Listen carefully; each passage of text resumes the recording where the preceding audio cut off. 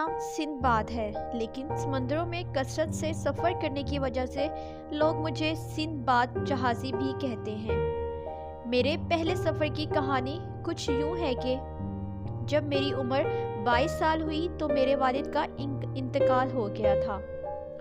वो नेक और खुदा से डरने वाले इंसान थे। इसके अलावा वो अपने शहर के सबसे बड़े ताजिर भी थे। मुझे मेरास के तौर पर बहुत सा माल मिला। फिर वही हुआ जो ऐसे हालात में हुआ करता है। दौलत की फरावानी की वजह से मैं ऐशो इशरत में पड़ गया। सुबह दिन चढ़ते तक सोता रहता, फिर उठकर गुलाब के अर्क मिले पानी से गुस्ल करता, कीमती पोशाक पहनना और फलों का नाश्ता करना, फिर गाने बजाने महफिल की शुरू हो जाती।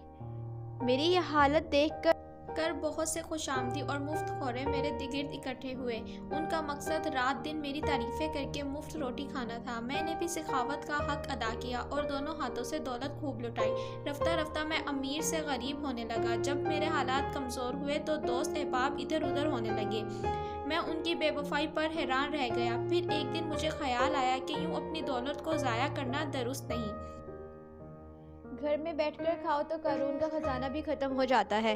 चुनाचा सोचा, जो दौलत बाकी रह गई है इसे तिजारत में लगाना चाहिए और जो नफ़ा हासिल हो इससे घर चलाना चाहिए। अगले दिन मैं अपना माल व असबाब बेचा और दूसरे ताजिरों के साथ अपने शहर की बंदरगाह से बुसरा की तरफ रवाना हो गया।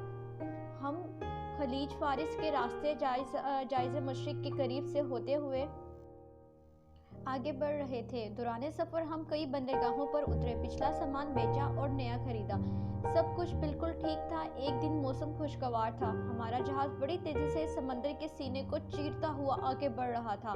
अचानक हमारे रास्ते में एक छोटा सा जजीरा आ गया। हमें मालूम भी ना था कि हमारे साथ कुछ बुरा होने वाला है। कप्तान इस जजीरे को देखकर बहुत हैरान हुआ और नक्शा निकाल कर देखने लगा और हैरत से बोला, नक्शे में तो इस जगह की कोई जजीरा नहीं। मालूम नहीं ये कहाँ से आ गया। ये कोई जादू का जजीरा तो नहीं। हम सब इनकी ये बात सुनकर हंस पड़े। जजीरा खेल के मैदान जितना वसी था और इस पर नरम नरम जर्द रंग की घास लहरा रही थी। कप्तान ने मुल्लाहों को हुक्म दिया, बादबान खोल दो और जहाज को जजीरे के करीब ले जाओ। फिर हमसे मुखातिब होकर कहने लगे, तुम में से जो मुसाफिर भी मुख्तसर वक्त के लिए जजीरे पर जाना चाहता है, इसे मेरी तरफ से इजाज़त है। हमारे लिए बड़ी गैर मुतवक्का बात थी। हम 20 के करीब मुसाफिर जजीरे पर उतरे और इधर उधर चहलकदमी करने लगे। कबाब हमारी पसंदीदा ग़िज़ा थी। 2-4 आदमी जहाज़ से लकड़ियाँ उतारने लाए और आग जलाने की तैयारी करने लगे। हम बहुत खुश थे और एक दूसरे से खूब मजाक कर रहे थे।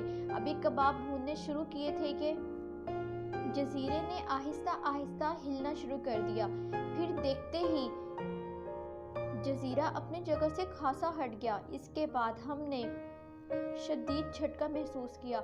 हर शख्स यही समझ रहा था कि शायद जल्जला आ गया है। इतने में जहाज के कप्तान की आवाज़ आई, जल्दी वापस आ जाओ, मछली पानी में वापस चली जाएगी, जल्दी करो जल्दी। तब हमें पता चला कि जिसे हम जजीरा समझ रहे हैं वो कोई बहुत बड़ी मछली थी जो धूप सेकने के लिए समंदर की सतह पर आई हुई थी। मुसाफिरों में से जो तेज रफ्तार थे वो तैरकर जहाज पर पहुंच गए। कुछ दरमियान में डूबने लगे और मैं तो अभी मछली की पुष्ट पर ही था कि इतने में इस मछली ने पानी में डुबकी लगाना शुरू कर दी। बड़ा अजीब मंजर था। मछली आहिस्ता आहिस्ता नीचे लहरों में जा रही थी और मेरे चारों तरफ पानी बुलंद हो रहा था। किसी के वहमो गुमान में भी ना था कि जजीरा नहीं बल्कि एक बहुत बड़ी मछली है और मुझे तो कुछ समझ ना आया। तो मैंने जल्दी से लकड़ी का एक टुकड़ा उठाया जो जलाने की गर्ज से जजीरे में लाया गया था। आखिरी मनासिर जो मैंने देखा वो ये था कि मुल्लाहों का शोरगुल बरपा था और जहाज मुझसे दूर होता जा रहा था। इतनी बड़ी मछली के पानी में गोता लगाने की वजह से पानी में भौचाल सा आ गया। सख्त घबराहट का वक्त था। मैंने मजबूती से लकड़ी को अपने दोनों बाजुओं में ले लिया और आंखें बंद कर ली। मैं कच्ची लहरों के ऊपर होता कभी नीचे। चंद घंटे बाद अंधेरा छा गया और बारिश शुरू हो गई। मेरा खौफ से बुरा हाल था। मुझे मालूम नहीं था कि मैं सारी रात कहाँ बहता रहा। आखिर खुदा खुदा करके सुबह हो गई और दूर साहिल के ज़मीन नज़र आने लगी। मौजें आहिस्ता आहिस्ता मुझे समंदर के साहिल की तरफ ले गई और मैं औंधे मुँह गीले रेत पर लेट गया। सर्दी, थकन और भूख से मेरी जान निकल गई हुई थी। मुंह में भी कुछ पानी चला गया था। कितनी ही देर मैं इसी हालत में लेटा रहा। जब सूरज ज़रा बुलंद हुआ तो इसकी शुआओं से मेरे जिस्म में हरारत पैदा हुई और मैं उठकर बैठ गया। सामने एक जजीरा फैला हुआ था। मैं गुज़िश्ता दिन वाले वाक़ये से इतना डरा हुआ था कि मुझे लगा कि शायद ये भी कोई मछली ना हो। इसी गर से मैंने अपना कदम चंद मरतबा ज़ोर ज़ोर से ज़मीन पर मारा, लेकिन वहाँ पर गीली ज़मीन के सिवा कुछ ना था। मैं निढाल भी हो चुका था और कमज़ोर भी, लेकिन फिर भी हिम्मत करके कुछ आगे बढ़ा।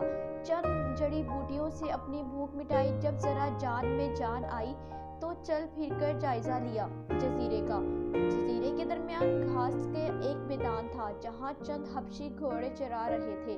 मुझे देखकर इन्होंने नारा लगाया और दौड़कर मेरे करीब आ गए। वो लंबे कद के मजबूत जिस्मों वाले लोग थे।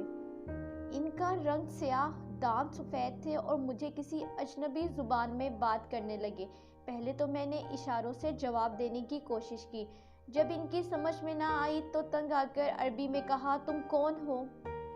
एक बूढ़ा हबशी आगे बढ़ा और मुझे अरबी में जवाब देने लगा, यही तो हम तुमसे पूछ रहे हैं कि तुम कौन हो और इस जजीरे पर कैसे आए हो।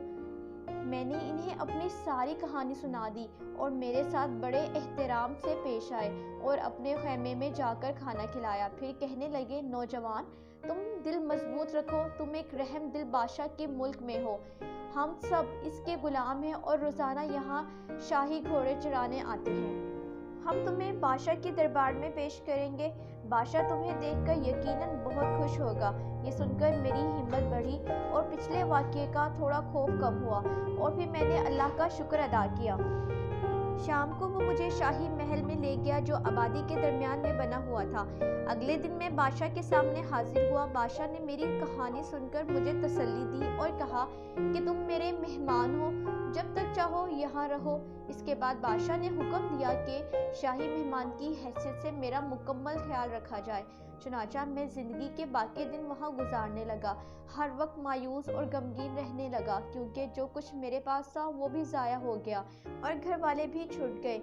इसी जजीरे पर एक बंदरगाह थी जहाँ सारी दुनिया से तिजारती जहाज़ आते जाते थे। बंदरगाह इतनी बड़ी थी कि लोगों के हजूम की वजह से हर वक्त मेले का समा था।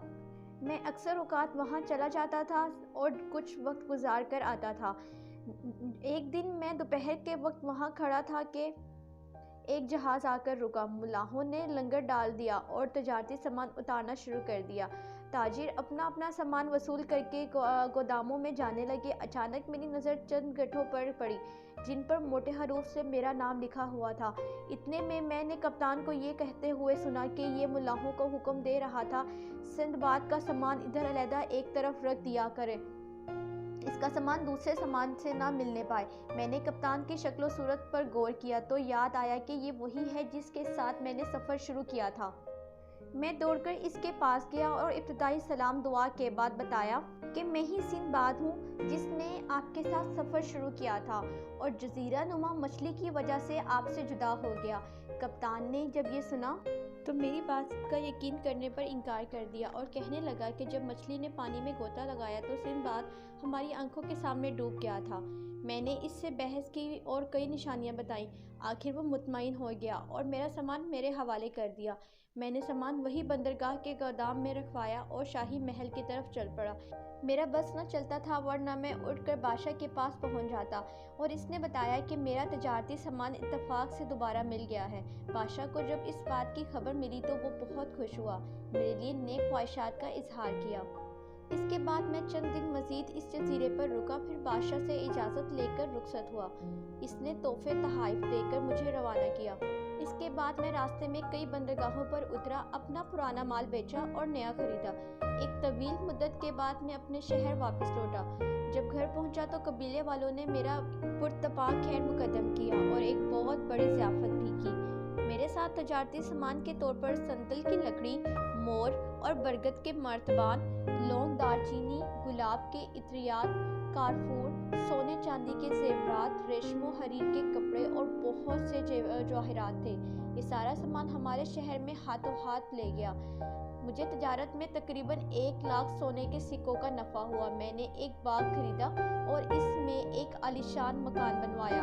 اس طرح میں آرام و سکون کے ساتھ اپنی زندگی بسر کرنے لگا۔ جلد ہی میں ماضی کے سارے تکلیفیں اور مصائب بھول گیا اور خوش و خرم رہنے لگا۔